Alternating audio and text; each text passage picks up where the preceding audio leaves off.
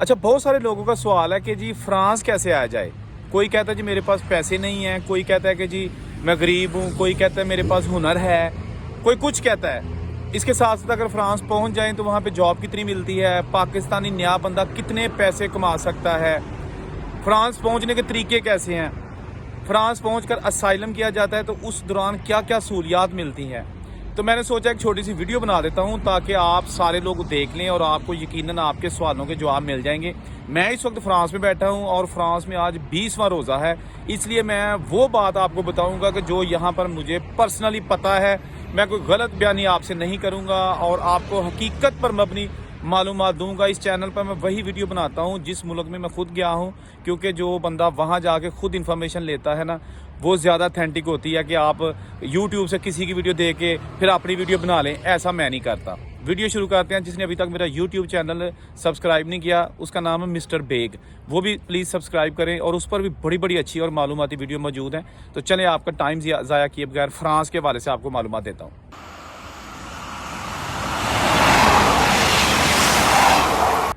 सबसे पहले मैं आपको बताता हूं कि अगर आप फ्रांस पहुंच जाते हैं और आपके पास अभी कोई हुनर भी नहीं है तो आप कौन सी जॉब कर सकते हैं और कितना पैसा कमा सकते हैं। बिल्कुल नया बंदा फ्रांस में जब आता है, खास उसके पास डॉक्यूमेंट्स हैं या नहीं हैं, वो जनाब यहाँ पे बिल्डिंग लाइन का काम करेगा, क्योंकि इसके अलावा उसके पास ना तो ज़ुबान की कोई स्किल है और ना ही कोई हुनर है। बिल्डिंग लाइन में हमारे पाकिस्तानी बहुत सारे छाए हुए हैं माशाल्लाह, उनके अपने ठेके लेते हैं वो, और वो जो हमारी पाकिस्तानी कम्युनिटी ना उसको जॉब्स देते हैं, लेकिन वो पैसे शुरू में थोड़े देंगे, 40 से 45 यूरो एक दिन के देंगे। तो आप देख लें 300 रुपये का तकरीबन 1 यूरो है, तो वो कितने पैसे बन सकते हैं, ठीक है ना। एक दिन में आप 40 से 45 यूरो कमा सकते हैं नया बंदा, और साथ साथ आपको वो स्किल भी देंगे, हुनर भी सिखाएंगे। उसमें आपने बिल्डिंग को रंग करना है, दरवाज़ों को रंग करना है, फर्श डालने हैं, उस पर कारपेट डालने हैं, टाइलें लगानी हैं, ये मुख्तलिफ किस्म के काम है। या फिर आपको बिजली का काम भी मिल सकता है, लेकिन आपको पैसे थोड़े मिलेंगे। यही बंदा जब थोड़ा सा कारीगर हो जाता है फिर उसको 60 यूरो एक दिन के मिलने शुरू हो जाते हैं। ज़्यादा आपको मज़ीद इसमें जो है ना महारत हासिल हो जाती है तो फिर आपको 80 से 100 यूरो तक भी आराम से मिल सकता है। 100 यूरो का मतलब आप समझ लें कि कम से कम 30,000 रुपया एक दिन का, ठीक है जी। बड़े पैसे बंदा बना सकता है। तो नया बंदा जो आता है ना, वो 45 यूरो भी अगर महीने के एक दिन के कमाए ना, तो वो भी पाकिस्तानी तकरीबन 4 लाख रुपया आराम से कमा सकता है नया बंदा, ठीक है जी। तो इसलिए कोशिश करें कि आप हुनर सीख के आएँ, रंग का काम सीख के आएँ, बार्बर यानी हेयर ड्रेसर वो काम सीख के आएँ, यानी जो टेक्निकल काम है उसकी यहाँ पे मांग है, ठीक है ना। पढ़ाई वगैरह आपकी जो पाकिस्तान में की है वो यहाँ काम नहीं आती, क्योंकि इनकी फ्रेंच लैंग्वेज है और फ्रेंच लैंग्वेज पाकिस्तान में कोई बोलता नहीं है, ना कोई किसी ने सीखी होती है, और लोग यहाँ पे पहुँच जाते हैं, ठीक है ना। अभी मैंने आपको साथ साथ यहाँ पहुँचने के जो लीगल और गैर कानूनी तरीके हैं ना वो भी बताने हैं, लेकिन मैंने कहा थोड़ा सा मैं माहौल बना दूँ कि पैसे कितने हैं, ठीक है ना। चले, अभी आ गया जनाब, यहाँ पर आप पहुँच कर असाइलम कर सकते हैं। तो हुकूमत आपको क्या क्या चीज़ें देती है। जी हाँ, आप यहाँ पर अजील कर सकते हैं। कोई भी लोग बहाना लगा के कह देते हैं जी मुझे अपने मुल्क में ख़तरा है, तो वो यहाँ पर उसका केस चलना शुरू हो जाता है। जब तक उसका फैसला नहीं आता उतनी देर तक उसको हुकूमत घर भी देती है, खा वो अकेला है या बच्चे हैं, क्योंकि वो पूछा जाएगा कि आपको घर चाहिए, तो यकीनन चाहिए होता है, तो वो घर भी देती है, महीने के पैसे भी देती है। एक फ़र्द को 220 यूरो महीने के अगर घर दे, अगर घर ना दे फिर 440 यूरो एक महीने के वो खर्चा देती है। काम करने की इजाज़त नहीं होती, वर्क राइट्स नहीं होते, पैसे दे देते हैं। फ्री इंश्योरेंस होती है, कोई पैसा मेडिकल का नहीं होता। आपको कार्ड, यानी जिस शहर में आप फ्रांस के जिस शहर में रह रहे हैं उस शहर में फ्री ट्रांसपोर्ट होती है, कार्ड दे देते हैं जिसको आप टैप करके आप जो है ना वो ट्रैम, ट्रेन, बस, ये सारी चीज़ें जो है ना वो आप उस पर सफ़र कर सकते हैं, जितना मर्जी कर सकते हैं। ठीक हो गया जनाब।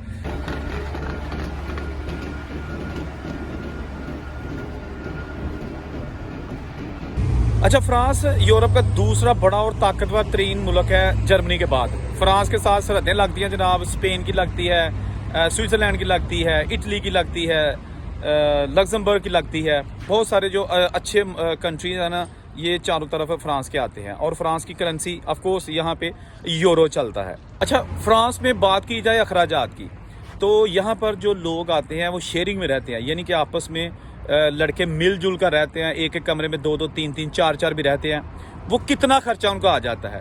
रहाइश आपको जो एवरेज चल रहा है ना शेयरिंग में, वो 200 यूरो एक महीने का है। 200 यूरो आपको देना है और तकरीबन 50 यूरो ग्रॉसरी के लग जाते हैं, यानी कि वो जो मिक्स ग्रॉसरी करते हैं जिसमें खाना, आटा, चावल वगैरह आपने ख़रीदना होता है, तकरीबन 50 यूरो महीने के वो लग जाते हैं। अगर आपने यैशी करनी है, थोड़ा एक्स्ट्रा खाना पीना है, यानी कि केले लिया लिया खाने ने, सेब लिया लिया खाने ने, तो वो एक्स्ट्रा होंगे, वो ग्रॉसरी में नहीं आता। इसके साथ साथ ये यहाँ पे लोग शेयरिंग में रहकर जो है ना वो थोड़ी सेविंग कर सकते हैं, इसलिए वो शेयरिंग में रहते हैं, क्योंकि अकेला बंदा अफोर्ड नहीं कर सकता। अगर फैमिली रहती है, ठीक है ना, उसको अगर घर मिल जाता है ना हुकूमत की तरफ से, अगर मिल जाता है तो उसके जो खाने के अखराज आते हैं ना वो 4 से 500 यूरो, यानी एक जो कपल है 4 से 500 यूरो जो महीने की ग्रॉसरी है ना वो मस्ट हो जाती है, ठीक है ना।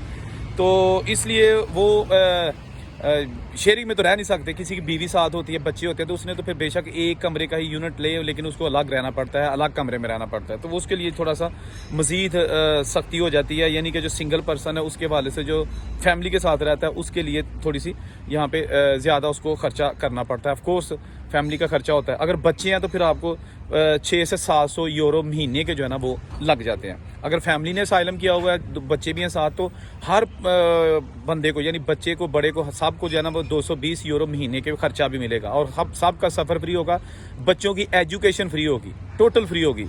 ये जो बच्चे यहाँ पे पढ़ेंगे ना, बेशक उनके केस का भी फैसला नहीं हुआ, लेकिन उनके जो बच्चों की फ़ीस है वो कोई नहीं होगी, वो फ्री पढ़ेंगे। अच्छा, फ्रांस में पेपर लेने के मुख्तलिफ तरीके हैं। एक तो यह है कि लोग जो सिंगल आते हैं यहाँ पे शादी कर लेते हैं फ्रेंच लड़की से, उससे भी आपके पेपर मिल जाते हैं। एक ये है कि आप अजील करते हैं, असाइलम करते हैं, सियासी पनाह की दरख्वास्त करते हैं, तो उसमें भी आपको पेपर मिलने के चांसेस हैं। और अगर आपका केस अप्रूव हो जाता है तो 10 साल का आपको कार्ड मिल जाएगा, यानी कि 10 साल तक आपकी यहाँ पे कानूनी हैसियत होगी, आप परमानेंट रह सकते हैं। उसके बाद वो कार्ड मज़ीद रीन्यू हो सकता है। तो समझे कि आपके पेपर बन गए बहरहाल। तो वो ज़्यादातर लोगों के रिजेक्ट हो जाते हैं, अजील के जो केसेस हैं बहुत थोड़े लोगों के पास होते हैं। तो ये भी एक तरीका है यहाँ के पेपर लेने का। इसके साथ साथ यहाँ पे स्कूल है, ठीक है ना, फखोइये, उसको जो स्कूल को कहते हैं फखोइये, तो वहाँ पे जो है ना वो 18 साल से कम अगर आपकी उम्र है और आप यहाँ फ्रांस में आ जाते हैं तो वो वहाँ पे दाखिला लें, वहाँ पर आपको पढ़ाई कराएंगे। और साथ ही जब आपकी पढ़ाई ख़त्म होगी 2 साल की या 3 साल की, तो उसके बाद भी आपको पेपर मिल जाएंगे, आपको कार्ड मिल जाएगा। तो आप उसके ज़रिए भी यहाँ पे अपने आप को कानूनी तौर पर रहाइश के काबिल रख सकते हैं। और वो कार्ड भी काबिल तजदीद होता है, रीन्यू होता जाता है, और आप फिर उस कार्ड पे काम भी कर सकते हैं। आप वो जो स्कूल वाले आपको हुनर भी देंगे, स्किल भी करेंगे, कोई मुख्तलिफ किस्म की स्किल देते हैं, और आप जॉब भी कर सकते हैं। तो वो भी एक बड़ा तरीका है। जो लोग यहाँ पे आते हैं वो भी इस तरीके से जो है ना वो कार्ड अपना ले सकते हैं। परमानेंट रेजिडेंसी की जो सीडी है ना उसमें लग सकते हैं, और ऐसा बहुत सारे लोग यहाँ पे कर रहे हैं। अच्छा, अब बात करेंगे कि फ्रांस पहुंचा कैसे जाए। असल बात तो यही है ना कि ये सारी सहूलतें तो उस वक्त मिलेंगी ना जब आप फ्रांस पहुंच जाएंगे। तो फ्रांस में जो मेजॉरिटी लोग यहाँ पे, बल्कि पूरे यूरोप में आए हैं ना, वो आए हैं डंकी लगा के। हाँ, वो बेशक यहाँ पे सेट हो चुके हैं या वो अपना बिजनेस कर रहे हैं, अरबपति बन चुके हैं, लेकिन मेजॉरिटी वही हैं जो इलीगल तरीके से आज से 10 साल पहले, 20 साल पहले, 30 साल पहले आए, सारे गैर कानूनी तरीके से हैं। जिस तरह आपके मतलब है कोयटा, ईरान, उसके बाद तुर्की और यूनान, फिर यहाँ पे वो जर्मनी में है या फ्रांस में है, तो वो सेटल्ड है यहाँ पे। और ये आज भी लोग आ रहे हैं। एक तो सबसे जो मशहूर मरूफ तरीका है ना वो है डंकी लगाने का, जिसको मैं खैर इसको रिकमेंड नहीं करूँगा, बहुत ख़तरनाक तरीका है, जान भी जा सकती है। आए रोज़ किश्तियाँ उल्टी रहती हैं, लेकिन लोग फिर नहीं बाज आ रहे, ठीक है ना। हर कोई पाकिस्तान छोड़ना चाहता है और बाहर जाना चाहता है। हाँ, उसको पता है कि यार रास्ते में मार भी सकते हैं। अच्छा, यहाँ एक चीज़ मैं वाज़ह कर दूँ कि ये जो डंकी लगा के आप यूरोप जाते हैं, ये भी आसान काम नहीं है। एजेंट इसके भी 30 से 40 लाख रुपए लेते हैं, और गारंटी फिर भी नहीं होती कि आपने जिंदा सलामत यूरोप पहुंचना है कि नहीं पहुंचना, बल्कि यूनान तक वो पहुंचाते हैं, ठीक है जी। तो इसलिए ये कोई सोचे कि मेरे पास बैंक स्टेटमेंट नहीं है लेकिन मैं दूजे तरीके ने टुर जाना, तो वो भी कोई आसान नहीं है भाईजान। वो भी ढेर पैसे चाहिए ने, जान का रिस्क भी है। अच्छा, डंकी का सबसे जो ना तरीका वो मशहूर है फ्रांस आने के लिए, और ऐसा ही लोग करते हैं। उसके बाद है विजिट वीज़ा। अगर आपके पास डॉक्यूमेंट्स पूरे हैं, बैंक स्टेटमेंट अच्छी है, आपकी हिस्ट्री है, तो आपके जितनी भी रिक्वायरमेंट है बेसिक की वो पूरी है, तो फिर आपको विजिट वीज़ा फ्रांस का मिलता है। आप फ्रांस आके उसके बाद फिर यहाँ ही गायब हो जाएं, या तो आप सालम कर लें या फिर गायब हो जाएं। तो ये भी लोग ऐसे ही करते हैं, ठीक है ना। इसके अलावा तीसरा तरीका होता है कि किसी को स्पॉन्सर किया जाए। यहाँ पे जो बहुत बड़े बिजनेसमैन हैं वो यहाँ बंदे भी स्पॉन्सर कर सकते हैं लीगल तरीके से पाकिस्तान से, लेकिन उसके लिए बहुत पेपर वर्क होता है और बहुत आपका बहुत बड़ा बिजनेस होना चाहिए। तो वो जनाब शो करते हैं कि जी हमें हमारे बिजनेस के लिए बंदे चाहिए, लेकिन फ्रांस से से नहीं मिल रहे, ये गवर्नमेंट को कहना होता है, फ्रांस से नहीं मिल रहे तो हमें इजाज़त दी जाए कि हम अपने मुल्क से क्वालिफाइड बंदे मंगवा सके, क्योंकि हम अपना बिजनेस तो बंद नहीं कर सकते। तो उनको फिर एक हद तक इजाज़त मिलती है कि जी आप मंगवा लें। तो एक तरीका वो है, वो बंदे जो आते हैं ना, वो आते ही उनके पास डॉक्यूमेंट्स होते हैं, यानी कि उनकी जो है ना वो वर्क राइट्स पे आते हैं, वर्क परमिट पे आते हैं। लेकिन बहुत थोड़े लोग ऐसे आते हैं, लेकिन आते हैं। इसके साथ साथ वो लोग जिनकी शादी हो जाती है पाकिस्तान में, तो वो अपनी बीवी को बुला सकते हैं, वो भी लीगल तरीके से, ठीक है ना। ये कुछ चंद तरीके हैं जो लीगल तरीके से यहाँ पे आने के लिए इस्तेमाल होते हैं। वर्क राइट्स है, इलीगल तरीका डंकी लगाना है, विजिट पे आके यहाँ पे सेटल होना है। इसके अलावा अगर आपको कोई कहता है ना जी मुझे डन बेस पे जो है ना मैं 50 लाख लूँगा, 40 लाख लूँगा और आपको कानूनी तरीके से यूरोप पहुँचा दूंगा, फ्रांस पहुँचा दूंगा, तो वो गलत है। ऐसा नहीं है। वो आपकी मजबूरी से फ़ायदा उठाएंगे, या तो पैसे लेके भाग जाएंगे या फिर कोशिश करेंगे, बंदा नहीं पहुंचेगा, कहेगा भाजी नहीं पहुंचा 10 लाख मैं अपनी कमीशन रख लिए, बाकी तुम 40 लाख अपना वापस ले लो। मतलब ये है कि यहाँ फ्रांस पहुंचने के लिए दुबई की तरह वीज़ा नहीं मिलता कि जी बंदा कहे जी मेरे 10 वीज़े निकल आए ने तो मैं इन्ने लाख दे बेच देंगा। यहाँ ऐसा नहीं है। यहाँ लीगल तरीके से आना है तो प्रोसेस के जरिए आना है। मैं बेशक यहाँ पे सेटल हूँ, मैं भी किसी को नहीं बुला सकता जो कि कानूनी कार्रवाई पूरी ना करता हो।